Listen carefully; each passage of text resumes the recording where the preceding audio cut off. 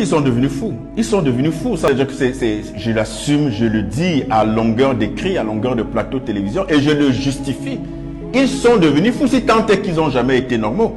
Parce qu'en réalité, la malheureuse première rencontre, on va dire, officielle, oui, avec l'Occident, en tout cas l'une des plus marquantes au XVe siècle à la faveur de l'esclavage et de la traite négrière, il n'y a que des déséquilibrés mentaux qui peuvent asservir d'autres humains, des semblables, au point de les mutiler, de les tuer, de les torturer pour piller leur richesse. On ne peut pas être équilibré mentalement en ayant ce genre d'attitude.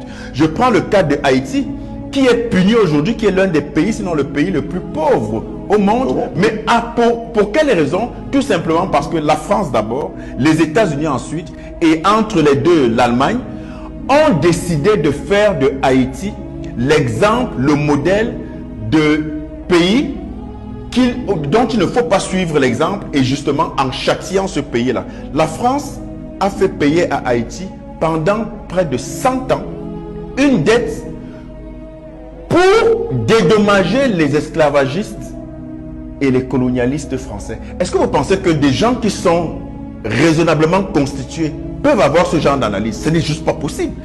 Alors, là, je vous parle depuis 1804. Oui. Ça fait plus de 140 ans. Environ 200 ans.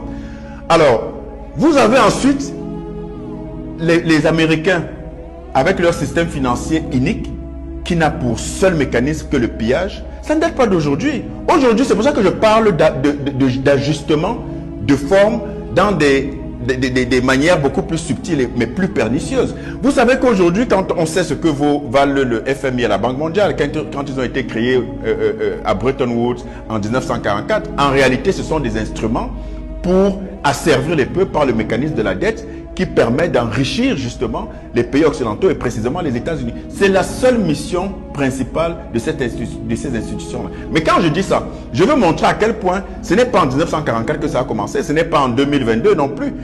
Entre 1810 et 1820, les États-Unis se sont immiscés dans l'ingérence de Haïti et ont bouté la France en dehors de Haïti parce que justement il y avait du beurre à se faire. Et les États-Unis ont tellement pillé Haïti qu'il y a, c'est acté, hein, les internautes et les téléspectateurs peuvent le chercher sur Internet, les États-Unis, à travers une banque qu'on connaît aujourd'hui et dont je veux le nom tout à l'heure, ont pillé la banque centrale de Haïti en emportant des lingots d'or dans des camions avec l'armée.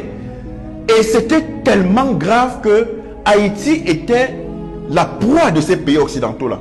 Non seulement la dette a payé pendant une centaine d'années, l'hégémonie économique américaine qui a fini de piller le Haïti, mais aujourd'hui, la prospérité de certaines banques, et c'est la Citibank que je cite là, c'est la Citibank en réalité, qui ne s'appelait pas Citibank à l'époque, mais à l'origine, c'est la Citibank qui est à l'origine du pillage de la banque centrale haïtienne en prenant avec des camions, avec des soldats et tout ça, qui sont venus braquer en réalité la banque de Haïti, la banque centrale de Haïti, parce que les choses étaient en train de tourner en leur défaveur et il fallait faire vite.